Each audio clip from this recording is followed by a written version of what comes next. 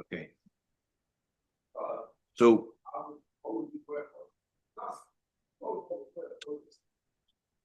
everyone has heard about the famous discourse of the Alter Rebbe that starts with the words "Ayin to my beloved is to me," which was printed on the 32nd page of the Kutei Torah. And although it's just a page number, but the pages were also arranged by the Chassidic. And so if this is the page number, this is significant. Number 32 means that it's connected to the heart, because the word heart is also Leiv in Hebrew is 32. So this discourse has the whole heart of the Kutei Torah. So it's not just a discourse of the Alter, but many, many discourses which have changed the world. But this discourse is the heart of the Kutei Torah. So today I want to go over a few points of this discourse and hopefully put us in the frame of where we need to be today, Rosh Chodesh Elul. So the Alter begins by saying that Elul is a time when Hashem reveals His mercy. The 13 attributes of mercy shine in the month of Elul. The question is, says the Alter Rebbe, if it's a time of divine revelation, why isn't it a holiday? Why the days of Elul regular days? Why are the days of Elul considered holidays? The reason why we are celebrating Yom Kippur is because Yom Kippur is a time when Hashem reveals His mercy, revelation of God's mercy. So for sure there's a difference between Elul and Yom Kippur, and yet Elul is, it seems, according to what it says in Kabbalah, the same energy as Yom Kippur. Yom Kippur is a time of where Hashem reveals His mercy to us. And so is the month of Elul, the same thing, it seems.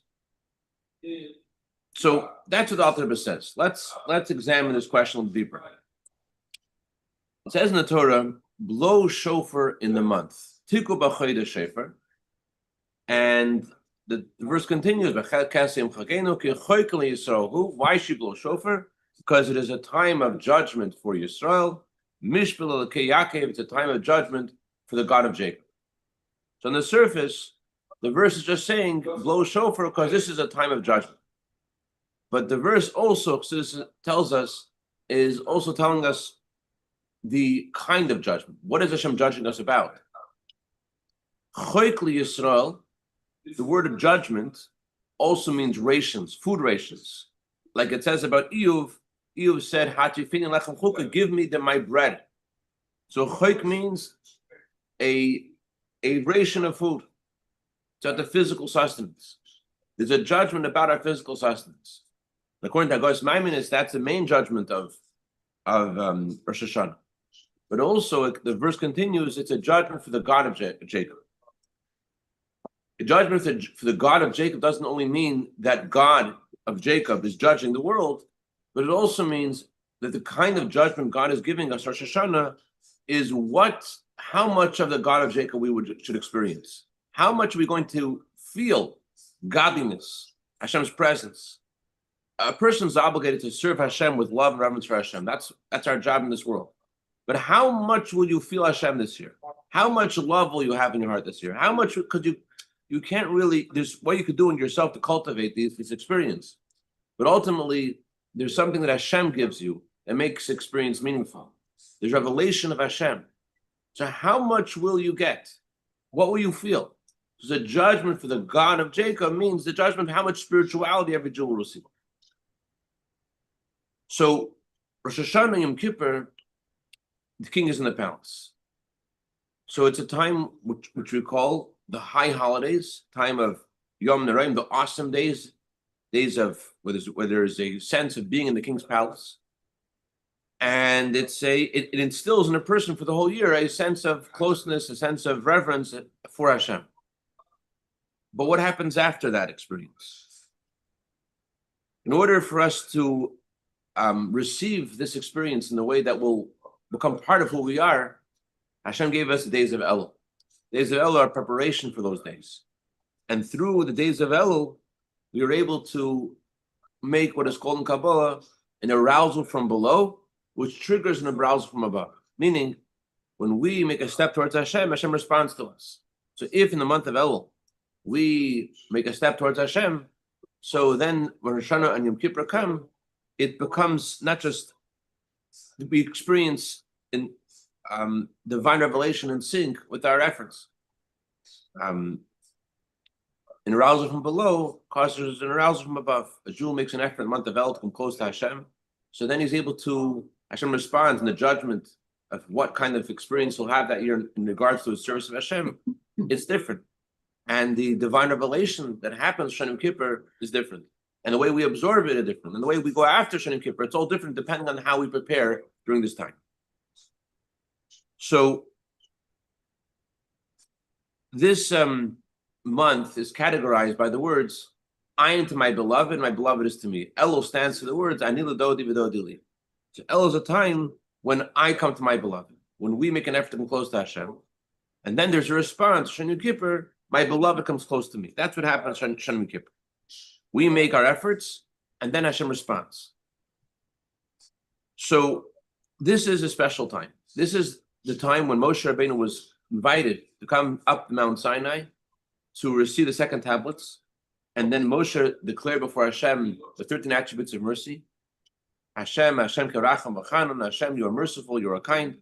And through Moshe's prayers for these 40 days, that brought the response of Hashem of Yom Kippur, where Hashem said, I will forgive the Jewish people as you request.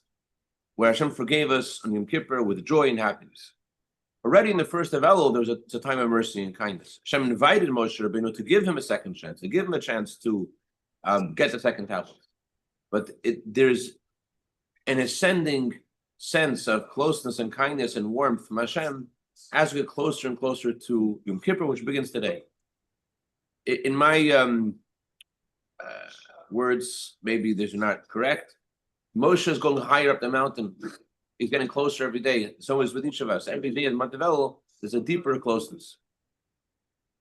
So the reason why we celebrate Shabbos the way we do, we stop working, and the reason we celebrate Yontif the way we do, is because we're in the king's palace. It's unbefitting to work. You shouldn't be working when you're in the presence of the king. If you make the slightest movement in the presence of the king, you say, hey, Naphtali. Not good. So why is it that in this month of El, where we're in the presence of where Hashem is revealing himself to us, why are we allowed to work? Why is working the thing? If Hashem is revealing himself, it should be the same as Shabbos, same as Yontif. That's the Alter Rebbe's question. Since the time of divine revelation of the 13 attributes of mercy, in order to receive divine revelation, what do? We stop working, we go to shul, we get in touch with what's going on. So El is a time of the divine revelation of the 13 attributes of mercy. Why then, says as the Alter Rebbe, is this a time when we work regularly, as if nothing's going on? So to answer this, the Alter Rebbe gives a parable. You can't say enough about this parable. When you think you've learned all there is to learn about the parable, then you learn 3 more things. I thought I learned all there is to learn about the parable, and I learned 3 more things just the last couple of days. And I'm sure as time goes on, we'll learn more and more about the parable. This parable is Torah and it's infinite. What's the parable? The Rebbe says that a king, before going to his city, he goes out in the field. And the people of the city go out to the field to greet him. And then everyone has permission to go greet the king. Anyone who wants to can go greet the king. And he greets everyone with a beautiful face. He shows everyone a smiling face. When the king returns back to the city, everyone follows the king. When he gets back to the city, back to his palace, there's different rules. You can only go in with permission and only go in if you're one of the special people of the city. One of the special people. So too, says the Alter Rebbe, that's the kind of divine revelation that exists in the month of Elul. There's the king is in the field, 13 attributes of mercy are shining. We go out to the field to greet the king. So with this parable, the Alter Rebbe wants to answer 2 questions. Question number 1 is, what exactly we're supposed to do in this month to prepare for the revelation of the next month, the month of Tishrei? And number 2, how come these days are not holidays and they're just regular mundane days? So to answer this, the Alter Rebbe gives us this parable where we see a clear distinction between the king in the palace and the king in the field. when the king is in the palace and you see the full glory and splendor of the king, and everyone is standing with awe and reverence and trembling in front of the king. So it makes sense you can't work then. You're in front of the king. That's how we understand. But when the king is in the field, he's out in the open, and you're not going to see him. He's coming to see you where you are. So there's no contradiction between being in the presence of the king and working, because you're not going to visit the king. The king is going to you where you are. That's what the month of Elul is. So that also explains to us what we're meant to do in this month. There's something missing about Rosh Hashanah and Yom Kippur. As great as they are, something missing about them. If you are in the presence of the king, and therefore you're in a state of reverence to the king, what happens afterwards? What happens the next day? You're not in the presence of the king. If the entire inspiration is because you see the king, then you leave. It's gone. Easy come, easy go. Bin Laila Hayim Laila, it happened overnight and it's gone overnight. So if our inspiration of Yom Kippur is because of Hashem's revelation, then it just goes away. The Alter Rebbe uses these words. I just want to tell Reb Zev about the word I discovered about the parable before I go further. There's a clear difference between the way the Alter Rebbe says the parable and the way the previous Rebbe says the parable, when the Rebbe says the parable. The Alter Rebbe says everyone has permission to greet the king. Permission. Just get permission doesn't mean you could do it. I have permission to jump and to reach the ceiling. I can't reach the ceiling. As high as I jump, I'm not going to reach the ceiling. The previous Rebbe says not only you have permission to greet the king, you're able to greet him. What does it mean to greet the king? To greet the king means to accept upon yourself the king as your king. That Hashem should be your king. To inspire yourself to want Hashem to be your king. That's what it means to greet the king. So the previous Rebbe says not only do you have permission, he adds the word v'yecholim, and you're able to greet the king. Not only have permission, you could do it. And the Rebbe adds even more. Rebbe adds, you could give the king your requests. In other words, not only you have permission, not only can you do this, but the Rebbe explains why it's worth it for you to do. Unless you think that you could you go to the king and give him your spiritual requests. The Rebbe adds, the king is coming to the field. So he's speaking to people who are wearing their overalls in the field, and they're asking the king about things in the field. The farmer is asking the king about a new tractor. The farmer is asking the king about the different kind of seeds you could use to plant. He's asking different kinds of irrigation techniques. The farmer is talking to the king about his life at the field. So in a similar way, the month of Elul is a time when we ask Hashem for the things that we're human people, we're humans, we're earthy people, and the month of Elul, Hashem gives us permission, and He wants and invites us to go give Him our requests about our field things, about our earthy things.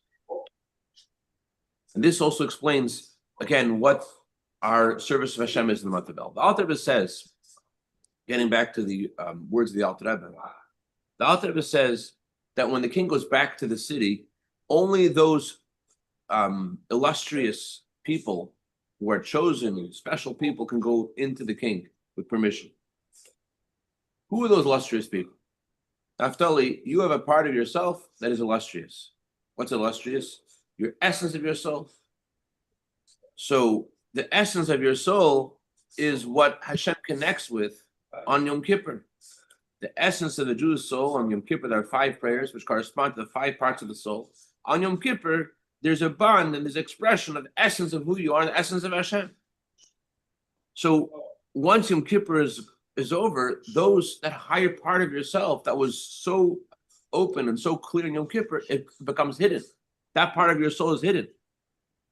When you go back to the mundane days of the week, then you're using your regular soul powers. Your special, illustrious self is hidden. You have just your regular Joe. It's like the guy who wants to go on a diet, and he's pumping iron, going on a diet, and he's whoa, and then one day the fat guy wakes up. He's not going to pumping iron. So Rosh Hashanah Yom Kippur, it says in the palace, who gets to go see the king in the palace? The chosen ones of the country. In ourselves, there's the chosen one. There's the essence of the soul. That experience is Yom Kippur. But the question is what happens afterwards. What about the regular part of us? When that part is hidden. That's why Hashem gave us these days of mercy. In these days of Elul, that there is, on the one hand, Hashem is not giving us this sense of reverence. As the Alter Rebbe emphasizes in the parable, that who goes into the king? Anyone who wants to. Meaning that the king is not in a state that inspires you to want to see him. He's not wearing his royal robes. You don't see his grandeur. The reason you're going to see him, the king doesn't even look like a king in the field. He looks like a regular guy. So why are you going to see him? Because you want to see him. So our decision to go greet the king, which again means to accept upon ourselves the yoke of Hashem, that's what our service of Hashem is about. That allows us that after Shana Yom Kippur are over, our regular self, which has become seasoned with the connection with Hashem in the month of Elul, it's able to channel that inspiration of Yom Kippur. We're supposed to make an accounting of what we've done this year. We're supposed to accept upon ourselves the yoke of Hashem. We're supposed to greet the king. And Hashem has infinite mercy. And a person can just change, and that Hashem gives us the power to change from one extreme to another. That's what this time is about. It doesn't matter where we were a moment ago. Hashem invites us and tells us, I want you to come. I'm coming to the field to see you. So even though Rosh Hashanah and Kippur, we're channeling higher parts of ourselves, but through our service of Hashem in this month, of accepting the yoke of Hashem, we're able to connect the illustrious parts of ourselves and the regular part of ourselves. Does that make sense? Okay. So, in other words, in the divine revelation month of Elul, there are two characteristics. On the one hand, everyone can receive this revelation. The king comes to everyone. There is no preparations that are needed. On the other hand, it's not in a way either that the revelation is in a way that inspires you. You don't see the king with his crown and you don't see the king with his royal robes. You're going because you want to go. It's a time when Hashem is especially accessible and close to us. But on the other hand, it's your desire. You want to go see the king. It's not like Shana Yom Kippur where we see a physical phenomenon. It's unbelievable. See, Jews are drawn to go to Shana Yom Kippur. And it's interesting. The only day of the year when are Jews drawn to go to shul? When they have to pay for it. When they charge for tickets. That's when the Jews are drawn to the shul. It's a godly phenomenon. Hashem draws us to the shul. So in the month of Elul, there isn't this gravity that Hashem brings us to him.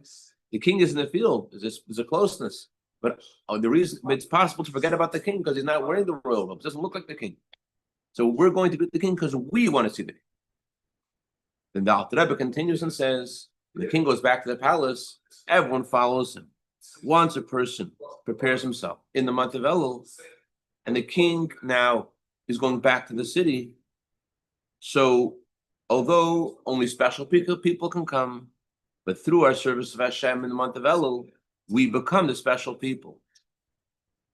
Our regular self becomes illustrious. There is an illustrious part of ourselves and a regular part of ourselves. So the service of Hashem in the month of Elul, our humanness, our regularness becomes the illustrious one that it's invited to the palace. That's what Alter Rebbe means. After the month of Elul, the king goes back to the palace, and the people who are with him in the field follow him. That means our regular self goes into the palace as well. After the preparation, the month of Elul, when you come to Shana Yom Kippur, you are there too, not just your illustrious, the highest part of your soul. Okay. So based on all this, the question is, Elul stands for Ayin to my beloved, and my beloved is to me. Based upon all that we learned, it would seem that Elul should just be Aleph Lamed. El, not Lul, because when does my beloved come close to me? In the next month. This is a month when I come close to my beloved. And the next month is when my beloved comes close to me. Why is the month of Elul connected to the words, my beloved comes close to me? So the answer is this. Understand the question? Elul stands for I am to my beloved, and my beloved comes close to me. So Elul is when I come close to my beloved. My beloved comes close to me Hashem reveals himself Rosh Hashanah. So why is El also have the Vav and the Lamed, my beloved come close to me? That seems to be the next part. That's what happens next month, not this month. The answer is that whatever happens in the next month, the way we experience the next month has to do what we do with this month. That's why it's connected to this month as well. Among the many things that the Rebbe asks about this parable, literally there's books, gathering talks and letters and discourse of the Rebbe about this parable. But one among the many things the Rebbe says about the parable is, it says the king goes out to the field. Who goes to greet him? The Alter Rebbe uses the words, the people of the city go to greet him. Why people of the city? It would seem to be more appropriate to say the people of the field go to greet him. The Alter Rebbe wants to say that the regular people are standing in the regular places and they see the king. So why does Alter Rebbe say the people of the city go to greet him? And the answer is, the Alter Rebbe wants to teach us that every Jew, whoever he may be, whatever situation he is a man of the city. The city means the city of Hashem. Every one of us is a citizen in the city of Hashem. And we're in the field. We're in an exile. We're in a physical body. We have an animal soul. But who are we? We are people of the city. And Hashem, with his great kindness, gives us the ability, the people of the city, even while we're in the field, even while we're here, to connect to Hashem. So, just like Chaim,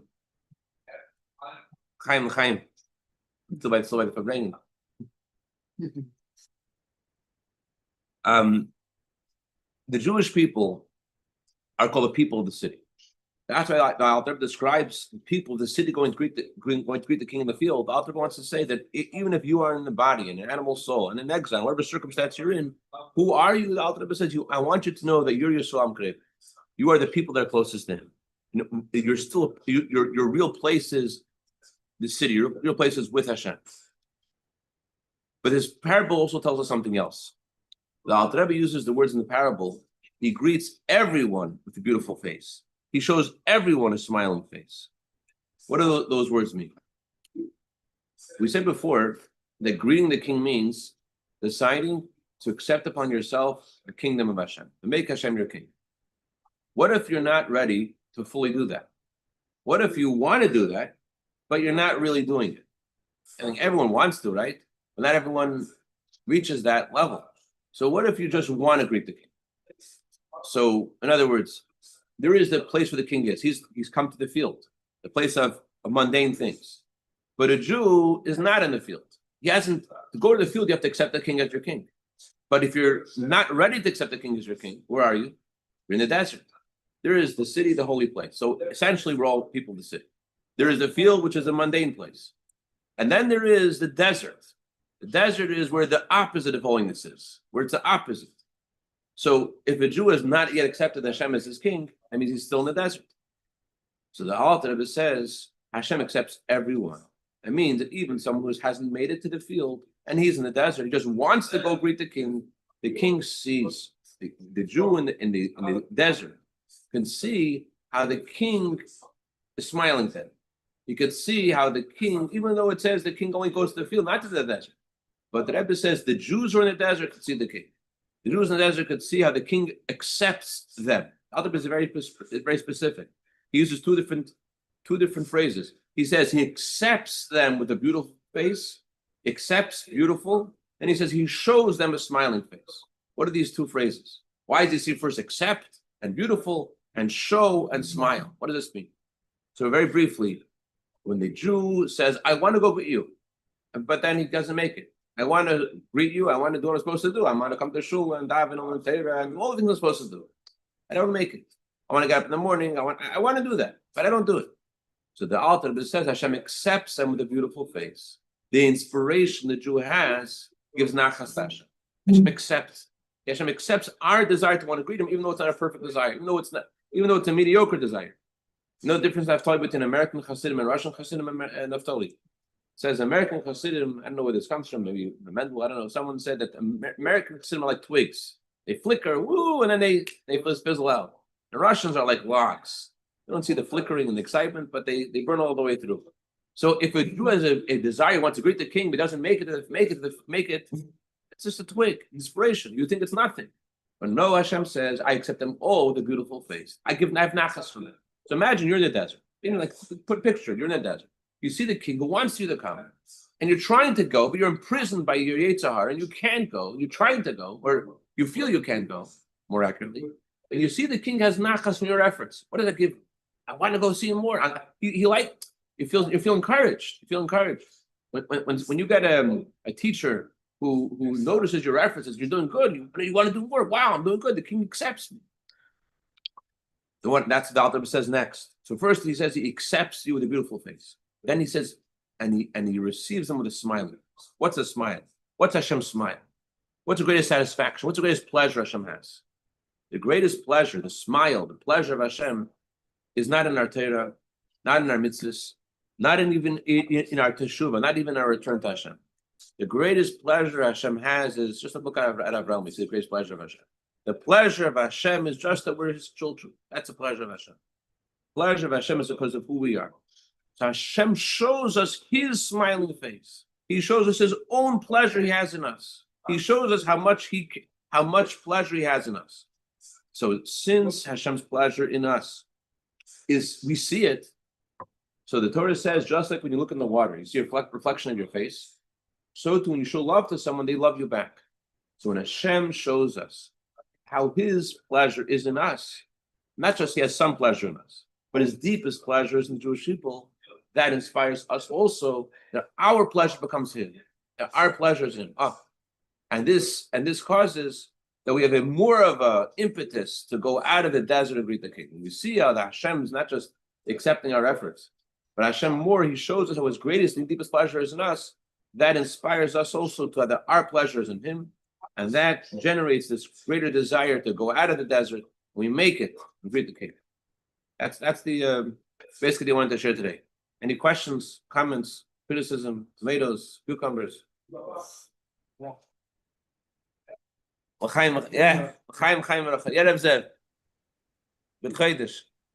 Chodesh Tov. Nice to join. Yeah, it's good to see you out there in the field. More like the desert.